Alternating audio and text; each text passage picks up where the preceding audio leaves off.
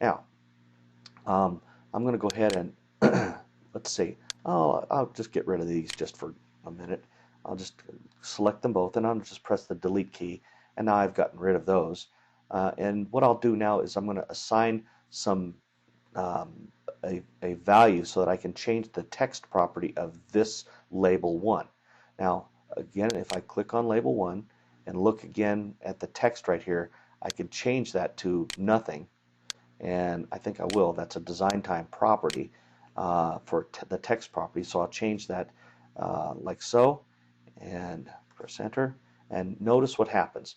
There is no text property or nothing in the text property for this. So I'll go ahead and say click me, and now what we're into is the COBOL part of the COBOL program that will actually do something in this environment. So notice I see in a normal program, normal COBOL program, you see program ID, and of course you see data division, working storage, linkage section, etc., procedure division. But in this environment, you see all of this implemented as a method. You can think of this right here as a mini COBOL program. Now let me kind of back it up over here so you can see it. So I've got one for button 1 click, I've got one for button 2 click, and of course I've got a whole lot more up above this. Now what I want to do is I want to go ahead and add some code here. So again, this is obviously has got to go in the procedure division, and all of the normal COBOL rules apply, so I'm going to want to be in area B.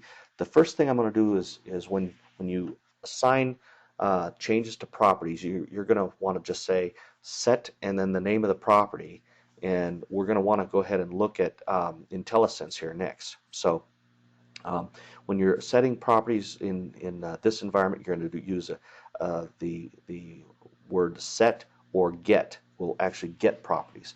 So in this particular case, I'm going to say set, and notice what happens with my set. I've already got my environment set to uppercase reserved words, and the property that we're going to set is based on the object of label 1. Now I see it says label 1. Okay, I understand what that is. If I press the space bar, what happens is Intellisense comes up. Now these are all of the available properties for label 1 that I have the ability to change. So again, I can go ahead and look here. Okay, I can see all of that. And let's see, I want the text property. So click on the text property. Now notice what happens. Now the editor said, okay, I understand what it is that you really want to do. I also know that in order to work with COBOL, I need to change this so that it is the appropriate syntax.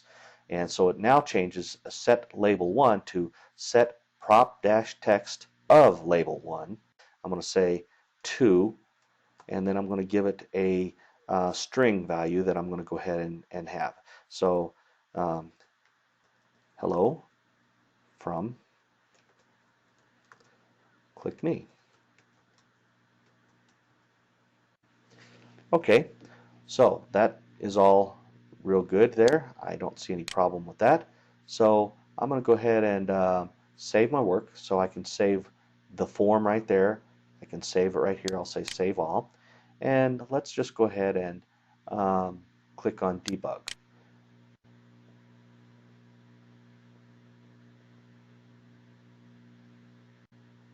Now we have our form. We're actually in the debug mode, so I can go ahead and move this form around. So again, what I'm going to do is I'm going to click on one of these buttons here, so we're actually going to see the result of our little program. So if I click on click me, it comes up and says hello from click me. So now I'll go ahead and end this program real quick, and again we're back into the coding for the window. Now I'm going to go ahead and introduce an error into this. Let me go ahead and I'll just go ahead and pick this up here. And I got a little ahead of myself.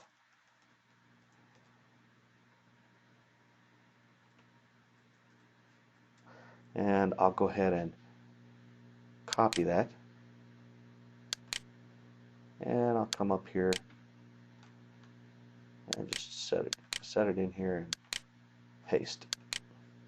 Now let's make this a little bit different. So now if I go ahead and build it, you'll actually see an error here. Now, here is what it looks like when you have errors in your programs. The word set is invalid in this context, and then you can see a warning right here. This is a warning, unable to create manifest resource name for form1.resx, and of course invalid word set was found. Well, gosh, let's go ahead and fix that real quick. If I go ahead and double click on the error, what it will do is it will take me to that error place in the code where my error has occurred. Let me kind of take a look at that. Okay, let's see what's the problem here. Well, it looks okay from a syntax perspective because, again, as I said, I just brought it from here. But look at where it's located at. Okay, so what I'm going to do is I'm just going to go ahead and get this out of here, and I'm just going to move it. So I'm going to do a Control X, which will cut it. And you'll find that there are a number of different ways to do things in the Visual Studio environment. I'm kind of keyboard centric myself, so I like to go ahead and use the keyboard in order to get things to work properly. So I'll go ahead and move this so that this lands in area B, and here we go. So now if I wanted to go ahead and build this, I could say build,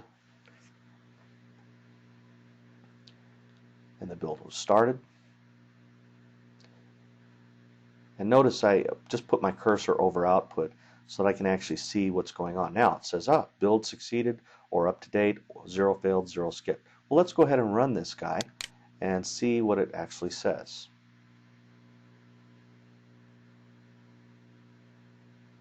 So now if I say click me, it says hello from click me. And if I click this other one, hello from click me too. Okay, so you actually see what's happening here. Again, it's very easy to work with and not difficult at all.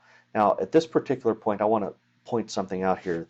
It's very, very important from a design perspective when you start working with this technology and working to design your own programs. The only thing that I would put in this user interface layer, or we call it the UI layer, is something that directly affects the UI. What I would not do, absolutely would not do, is I would not put your COBOL business logic here. I would take your COBOL business logic and put it in a separate program, and I would essentially make calls to your COBOL business logic from here. It is much easier to maintain this kind of a program if you have your business logic separated from your user interface logic.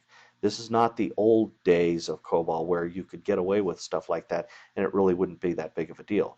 It did make maintenance a bit of a challenge. When you start working with business logic integration into the user interface layer, it becomes tremendously more complex to maintain your code if you do that. And again, just coming back up here to the rest of the program, again, all of this stuff is kind of the glue code or the goo code that you're going to have generated for you. And again, as you start working with a lot of components, you're going to have a pretty significant degree of complex code that is right here. And again, notice this little designer generated code. This is essentially some collapsed code here. If I go ahead and uncollapse that, again, you can see all of the stuff that gets created for you and see these little ellipses right here. Again, this is all in code that is created for you. Now, this doesn't look a whole lot like COBOL code. All of this code is basically set up so that this will work with the environment and work with Visual Studio. So, again, be very careful about what it is that you put in here in this part of the environment. It will make a big difference for you going forward. So let me go ahead and close this document up here. And now I'm back in my environment.